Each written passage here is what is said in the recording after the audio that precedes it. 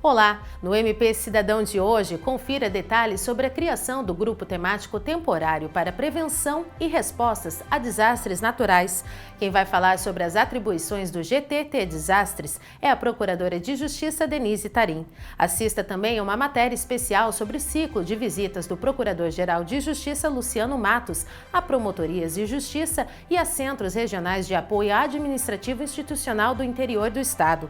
No quadro Por Dentro do MPRJ, saiba mais sobre a exposição 131 anos do Ministério Público no Rio de Janeiro, em cartaz no Corredor Cultural Promotor de Justiça Estênio Lutigardes Neves, do MPRJ. E veja mais uma edição dos quadros MPRJ nas redes, Giro pelo MPRJ e Juridiquês. Está no ar para todo o Brasil o MP Cidadão. É o Ministério Público mais perto de você. O MPRJ e a Polícia Civil deflagraram a Operação Dinastia para cumprir mandados de prisão e de busca e apreensão contra milicianos integrantes de quadrilha que atuam na zona oeste da capital e na Baixada Fluminense. A subcoordenadora do GAECO do MPRJ, promotora de justiça Roberta Laplace, detalhou a operação em um vídeo publicado nas redes sociais da instituição. Acompanhe.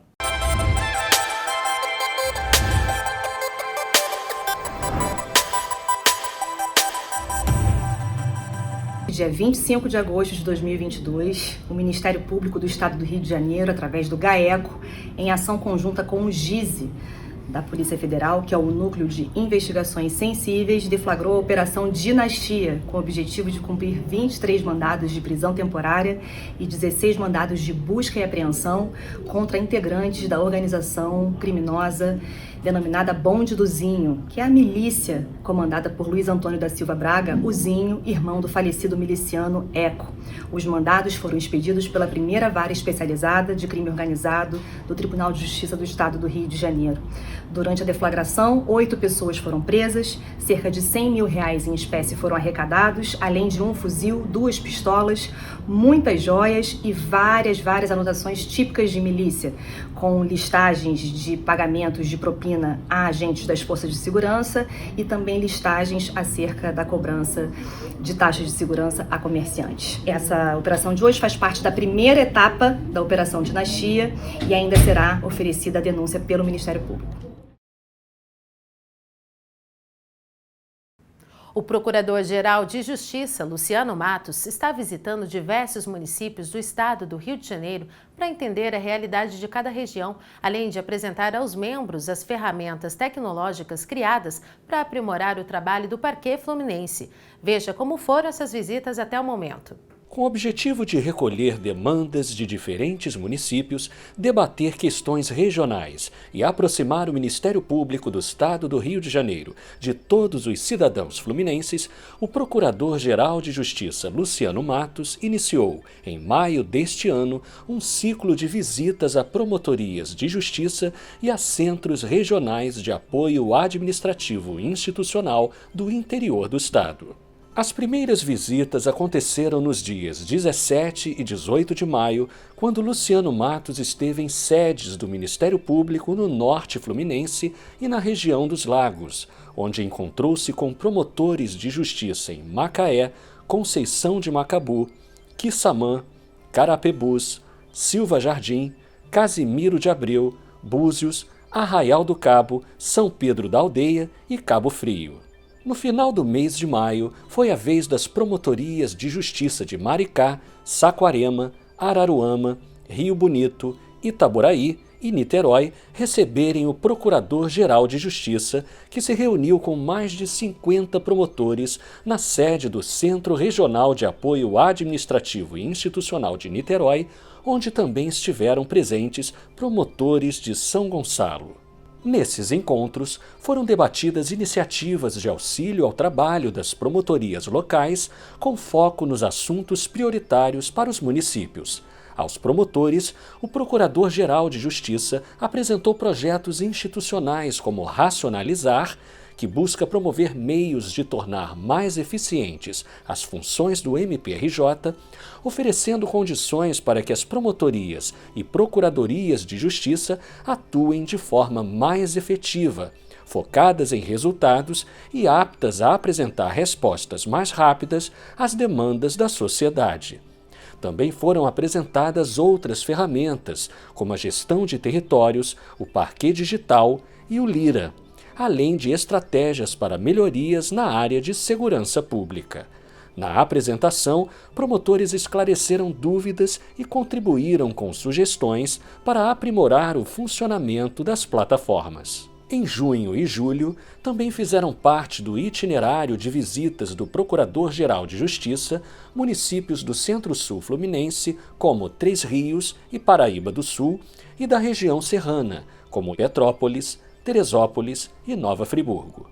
No último ciclo de visitas, em agosto, foi a vez das cidades de Angra dos Reis, Itaguaí e Mangaratiba, na Costa Verde, e de Campos, São Francisco de Itabapoana, Laje do Muriaé, Miracema, Santo Antônio de Pádua, Cambuci, Itaocara, Carmo, Sapucaia, Sumidouro, São João da Barra, São Fidélis, Itaperuna, Italva, Bom Jesus do Itabapoana, Natividade e Porciúncula, no norte e noroeste fluminense.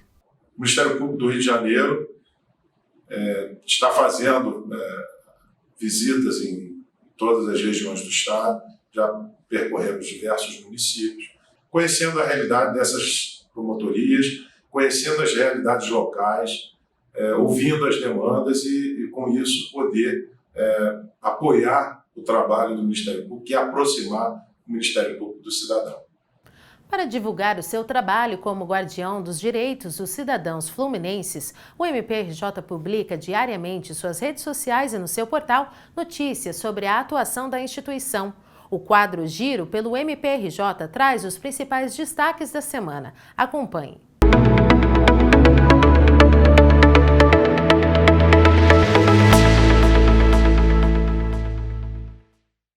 Em Brasília, na sede do Conselho Nacional de Justiça, o Procurador-Geral de Justiça do MPRJ, Luciano Matos, reuniu-se com o conselheiro do Conselho Nacional do Ministério Público, Moacir Rei Filho, e com o secretário-geral do CNJ, Walter Schwenkener, para discutir o aperfeiçoamento do processo judicial eletrônico, PJE, em todo o Brasil. O PJE é um sistema de tramitação de processos judiciais que tem por objetivo permitir a prática de atos processuais diretamente no sistema, assim como o acompanhamento processual. Ainda em Brasília, na sede da Procuradoria-Geral da República, o PGJ participou da reunião extraordinária do Conselho Nacional dos Procuradores-Gerais de Justiça, o CNPG, para discutir, entre outros temas, o acompanhamento das eleições gerais deste ano por parte do MP. Em São Paulo, a Procuradora de Justiça Eliane de Lima Pereira, coordenadora de Direitos Humanos e Minorias do MPRJ, esteve presente na primeira Conferência Nacional de Familiares de Pessoas Desaparecidas. O evento aconteceu na semana marcada pelo Dia Internacional das Vítimas de Desaparecimento Forçado, em 30 de agosto.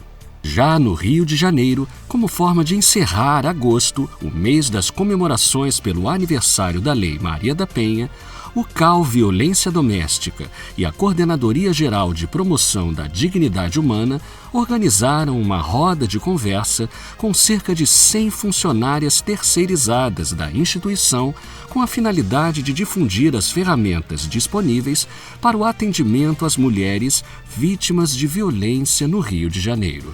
Também na sede, o MPRJ realizou aulas de capacitação do Programa de Proteção aos Defensores de Direitos Humanos, Comunicadores e Ambientalistas. Em parceria com o Ministério da Mulher, Família e Direitos Humanos e com a Secretaria Estadual de Desenvolvimento, o curso debateu sobre o funcionamento do programa e a indicação dos elementos a serem avaliados pelos conselheiros nos acompanhamentos dos casos para o fortalecimento da execução do Programa de Proteção de Defensores de Direitos Humanos, Comunicadores e Ambientalistas no Estado. O MP Cidadão vai para um rápido intervalo. Não saia daí, nós voltamos em instantes.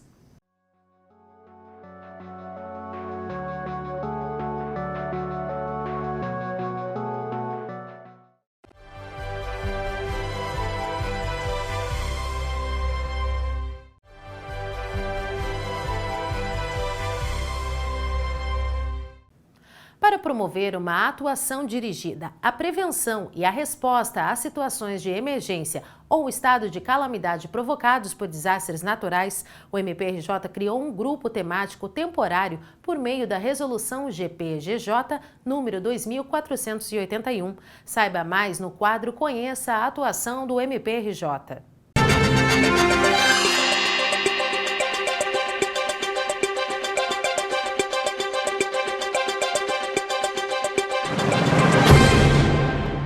Não há qualquer planejamento, as cidades foram sendo erguidas nos espaços, né, mais críticos de risco, empurrando a população vulneravelmente, socialmente vulnerável, para a situação de risco, de alto risco, e o que nós entendemos é que precisa realmente dar um basta. Esse é o momento em que o GT, desastre, ele se estabelece num esforço institucional de estabelecer medidas de prevenção.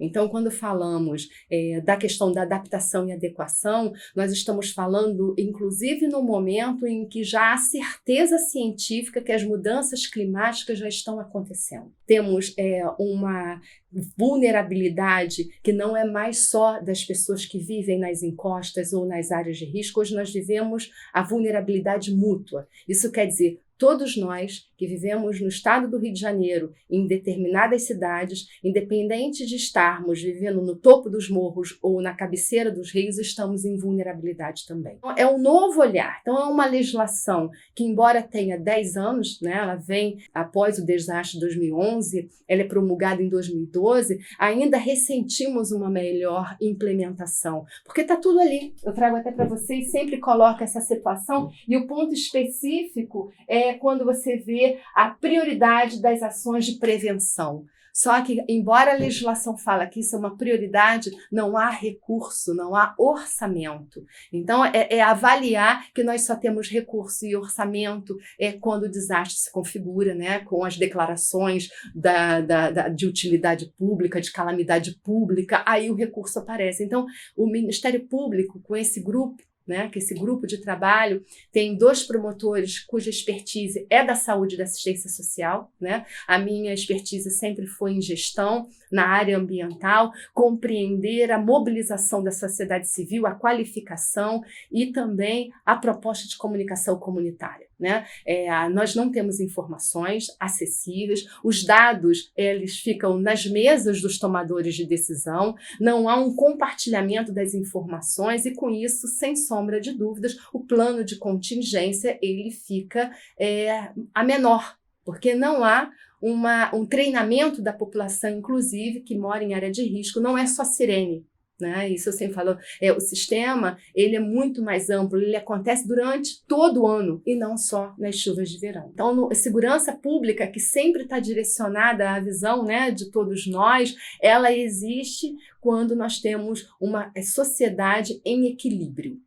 Então, quando essa sociedade não tem segurança territorial, que é o caso, né, das pessoas que vivem nas áreas mais vulneráveis por uma prática, uma histórica prática nefasta de não existir planejamento e política habitacional.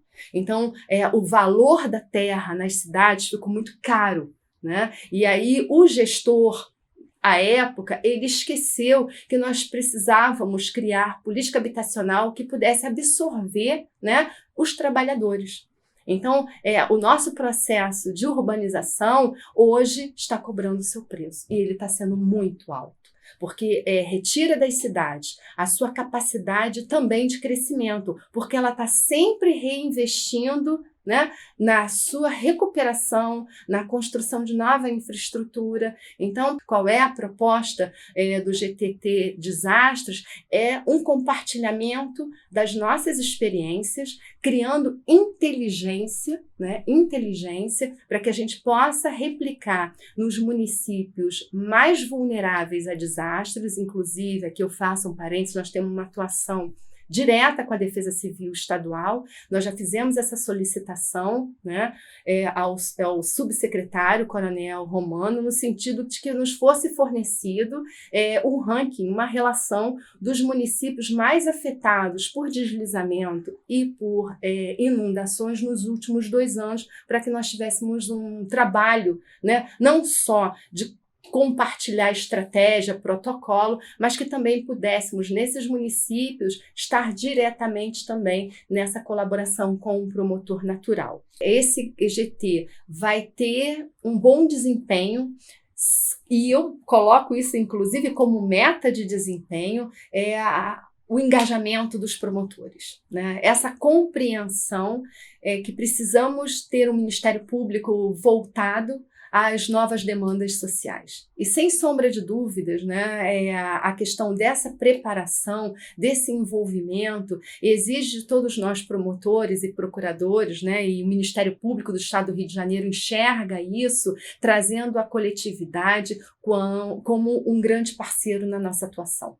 Não é, mas isso foi em Petrópolis, isso foi em Angra dos Reis. Falei, não, é em Angra dos Reis, é no Norte Fluminense, tivemos diversos municípios inundados, alterando a vida econômica das pessoas. Não é só provocar óbitos, desalojamentos ou pessoas, mas é também imaginar o desenvolvimento regional, né? Como que aquela cidade se consegue avançar com tantas perdas materiais. Então, é pensar também, eu acho que até na nossa vida, no nosso dia a dia, como não ter a prevenção pautando defesa civil nas escolas, educação ambiental, a que as pessoas compreendam a corresponsabilidade. Nós temos um problema seríssimo de lançamento de lixo em locais inadequados, é uma grande ameaça, e isso é o particular, é a pessoa que vive em vulnerabilidade, causando risco para si mesmo.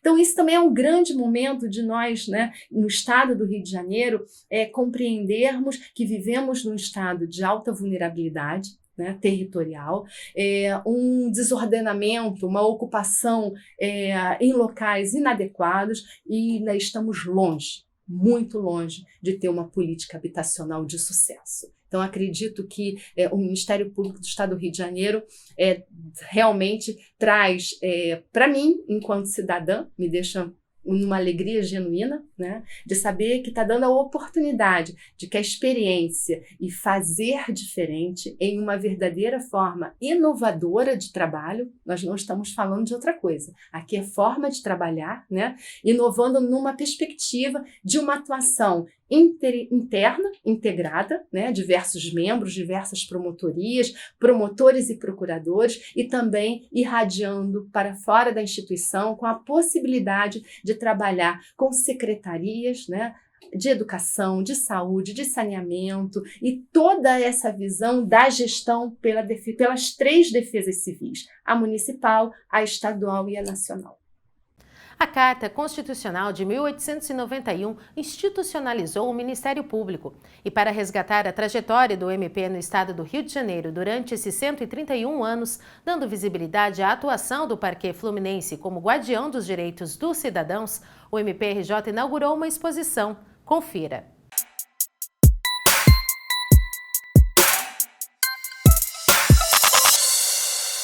Localizado no 4º andar do prédio das Procuradorias de Justiça do MPRJ, o corredor cultural Promotor de Justiça Stênio Lutgardes Neves ganhou novos ares com a inauguração da exposição 131 anos do Ministério Público no Rio de Janeiro, aberta ao público na semana passada. O evento reuniu membros e servidores da instituição que foram conhecer mais sobre a história do Ministério Público através de acervo histórico digital, painéis e livros com obras de autoria daqueles que construíram a história do MPRJ. O Procurador-Geral de Justiça, Luciano Matos, fez questão de estar presente no lançamento, cortando a faixa simbólica ao lado do Procurador de Justiça, Márcio Klang, o coordenador do Centro de Memória, Procurador de Justiça João Marcelo de Araújo Júnior, CDM, responsável pela exposição. São 131 anos para o resgate das personalidades, dos seus integrantes, da história da instituição. É sempre importante fazer o registro enaltecer essa história e celebrar por estarmos cumprindo mais esse espaço importante. E vai permitir que as pessoas de dentro da própria instituição e de fora também possam visitar e conhecer um pouco mais da história do Ministério Público. O Procurador de Justiça Márcio Klang considera imprescindível que o acervo se torne acessível para toda a sociedade, a fim de que a atuação do MPRJ ganhe cada vez mais visibilidade. E essa exposição aqui no Ministério do Estado do Rio de Janeiro, na sede do MP do Rio de Janeiro, ela visa mostrar o que nós temos de acervo no Centro de Memória do Procurador de Justiça João Marcelo de Araújo Júnior, formado desses 5 anos desde que nós começamos aqui a implantar o Centro de Memória. E é muita história oral, história cultural, né? E mostra também a evolução dos procuradores gerais desde 1891, do antigo Distrito Federal, do antigo Estado do Rio, do antigo Guanabara e do novo Estado do Rio, 4 estados. Né? E procura mostrar a essência, como disse a amiga, do que é Ministério Público. Historiadora responsável pelo CDM, Nataraj 30 destacou o projeto Calçada da Cidadania, parceria do MPRJ com a Ordem dos Advogados do Brasil, OAB, a Defensoria Pública do Estado do Rio de Janeiro e o Instituto dos Advogados do Brasil, que consiste em oferecer a alunos do ensino médio informações sobre a história de instituições do Estado. Muita gente não conhece o Ministério Público do Estado do Rio de Janeiro, quer saber quais são as atuações através de discursos, de memórias de quem constrói o MPRJ todos os dias. Então aqui a gente vai escutar programas que falam de colegas já falecidos ou programas que falam de personalidades importantes para a Constituição, que hoje a gente tem como instituição guardiã dos direitos. A exposição está aberta ao público de segunda a sexta-feira, das 11 às 17 horas, com a possibilidade de agendamento de visitas guiadas individuais ou em grupos. Quem não puder ir, mas quiser conferir as obras, pode acessar o link que fica na página do MPRJ, como avisa o arquivista do CDM, Davidson Sabadini. Então lá tem documentações que foram produzidas pelo próprio MPRJ, pelos membros do MPRJ, então traz essa história, né, desde 1891 até os dias de hoje. Essa documentação que resgata todas essas atividades que o MPRJ fez em prol da sociedade brasileira. A transação penal está prevista no artigo 76 da Lei dos Juizados Especiais. Para saber o que significa essa expressão, acompanhe o quadro Juridiquês. Justiça do Amazonas decide que doação de sangue pode arquivar processo de crimes de menor potencial ofensivo. Acordo de transação penal é firmado entre o réu e o Ministério Público. Com a decisão, o acusado aceita cumprir pena antecipada de multa ou restrição de direitos e o processo é arquivado. Fonte G1, 1º de julho de 2022. Transação penal. Você sabe o que significa? Transação penal é o acordo que pode ser realizado entre o Ministério Público e o indivíduo que responda por crime ou contravenção penal cuja pena máxima não seja superior a 2 anos, no qual o MP se compromete a não dar seguimento à ação penal, em troca do cumprimento de penas alternativas por parte do infrator. Conheça as expressões usadas no meio jurídico.